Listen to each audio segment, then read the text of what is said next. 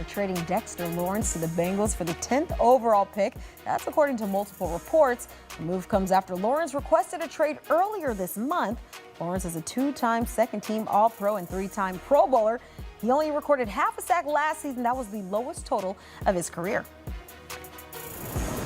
And we're joined by the former two-time champ Brian McFadden as we dive into this breaking news. Less than a week before the NFL draft, the Bengals looking to strengthen a struggling defensive unit with the addition of Dexter Lawrence. But B-Mac, how are you assessing this trade? And I want to take it on the lens of both for the G-men and for Cincinnati. Well, I love it for both sides. Let's start with the New York Football Giants. It seemed to be over the last few weeks, Dexter was a bit disgruntled with the organization. Initially, we thought it was contractually based, but it seemed like he just wanted to have a new opportunity elsewhere. And for the Giants, they understood and they knew his value, like the rest of the NFL world. And they were willing to make things happen until it made sense. And when you get a first-round pick, a top 10 first-round pick, in return, it makes total sense. So for the Giants, you hate to see a guy like Dexter Lawrence leave. And I understand Giants fans may say, well, he took a step back a year ago. And statistically speaking, yes, you can say that. I could agree with you. But when you look at the impact he had, not showing up in the stat sheet, he always saw double teams. And you look at the year that Brian Burns had, a lot of his success had to do with the extra attention that Dex was seeing in terms of the interior offensive line play. So you don't have that guy in the fold anymore, but you have a top 10 pick along with the 5th overall selection as well. So you have 2 picks in the top 10 if you're the New York Football Giants, and you have to be extremely excited and optimistic that Joe Schoen and his staff can hit on these 2 said players. And then let's transition to the Cincinnati Bengals. In terms of mediocre or below average play that has been the Cincinnati Bengals on the defensive side, they've found a way to improve personnel-wise on the defensive side, right? But we have to see it work out on the grass. But now when you bring in an anchor like Dexter Lawrence, a guy that will command a double team, a guy that is ultra strong, plays with good hand placement, great leverage, and he knows how to move another grown man against his will. And don't forget, they also brought in Jonathan Allen, right, to really improve the interior play. So now you got Jonathan Allen, a guy that has an abundance of experience, Dexter Lawrence, Mafe, Miles Murphy, Shamor Stewart. You have some guys, when you look at the guys that's in the inside, their life should be a little easier on the outside when you talk about how intimidated and dominating a guy like Dexter Lawrence can be, along with his new partner in crime, Jonathan Allen. Okay, we saw while you were talking, there was the stats up there where the Bengals defense sat near the bottom of the league in a number of categories. And when you consider, like you mentioned, having a guy, an anchor like Dexter Lawrence, and now you're coupling him with Jonathan Allen, do you think he's now the missing piece up front for the Bengals, or do you think there's still some work to do, especially as we're looking at these numbers right here on the screen? Well, yeah, missing piece, no question. He's a big piece in terms of what they would like to do defensively moving forward.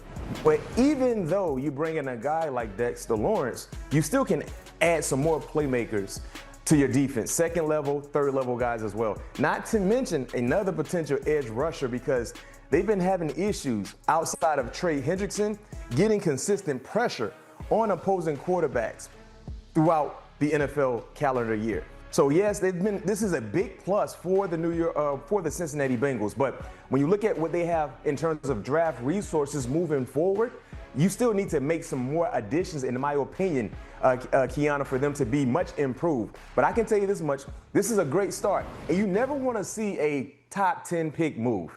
You never want to see that. But if you're the Cincinnati Bengals and you get Dexter Lawrence in return, and I understand when you look at his size, you might consider him to be a 2-down lineman. No, he is a 3-down lineman. He is a guy that can put pressure on quarterbacks in 3rd-down situations. So you don't want to see a top 10 pick being moved.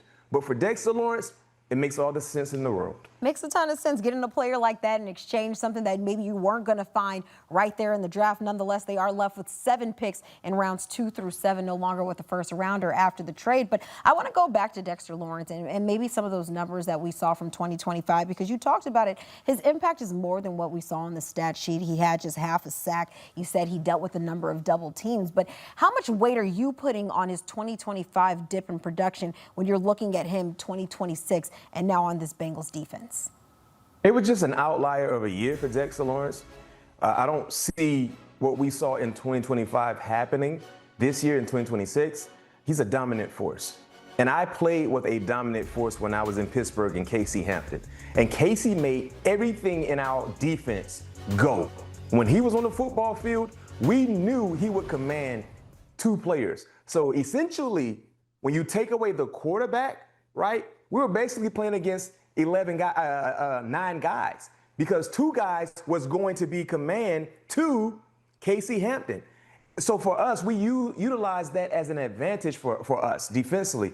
And Dexter Lawrence has the same impact. And I know when you talk about casual football fans, they just go to the stat sheet to see exactly who showed up in the stat sheet. But you got to watch the game. When you watch 97, he might not show up in the stat sheet with a crazy amount of tackles per game and pressures and sacks, but his impact is always felt. And I can tell you this much: ask any interior offensive lineman that have faced Dexter Lawrence countless times, and let's get their sentiments about what type of player he can be, and was he any good in 2025, even though he did not show up in the stat sheet like we've seen in years past. Yeah, the numbers go beyond what you might see on the stat sheet, but like you said, his impact has been felt. It's like playing against 9 guys when you got him on the field. But I do want to talk about on the other side of this trade, the Giants now, because now they're sitting with the 5th overall pick as well as the 10th overall pick, 2 picks in the top 10. I mean, that's a good place to be, especially when you consider this is a roster with a lot of young talent, a lot of cheap contracts, and you can continue to add some of that young talent. So what are your expectations? What are your thoughts on the Giants as they enter the draft in just a couple of days from now? Don't screw this up. Don't screw it up. Kiana, the last time the Giants had two picks in the top 10, they took Kayvon Thibodeau and Evan Neal. And Kayvon has really become a really good player for the Giants. Evan Neal is still trying to figure things out. So one would say that was a miss, right? Even though he's still a part of the team, so he has an opportunity to kind of, hit that light switch. But so far, one would say that was a miss. When you have 2 top 10 picks, no misses are allowed. So for the Giants, you got to cash in. If you coach Harbaugh year 1 with this organization, this franchise, you got 2 top 10 picks, no question, you got to cash in. And for me, my mock draft will be released on CBS Sports tomorrow, right? So I already had to revitalize, kind of change some things up because of this Dexter Lawrence trade now initially happening. And I can give you a little in-depth look on what I see the Giants potentially doing at 10, attacking the skill position on the offensive side. And for me, my new mark, this is a quick tease. I have the Giants at 10 taking Jordan Tyson from the from Arizona State Sun Devils, right? And I look at Jordan Tyson, I understand he's been dealing with a lot of injuries.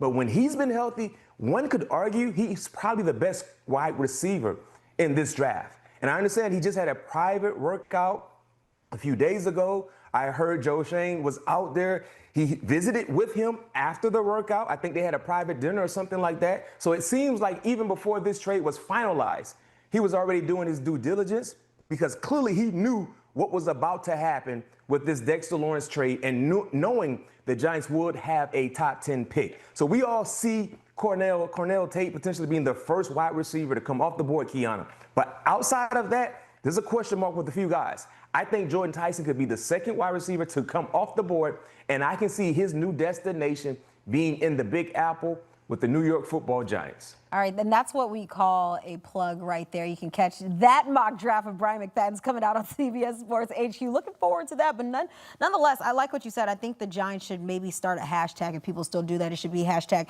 no misses allowed, because this is a very important draft for them, especially picking 2 in the top 10. We'll see how everything goes down with the draft getting underway in your city.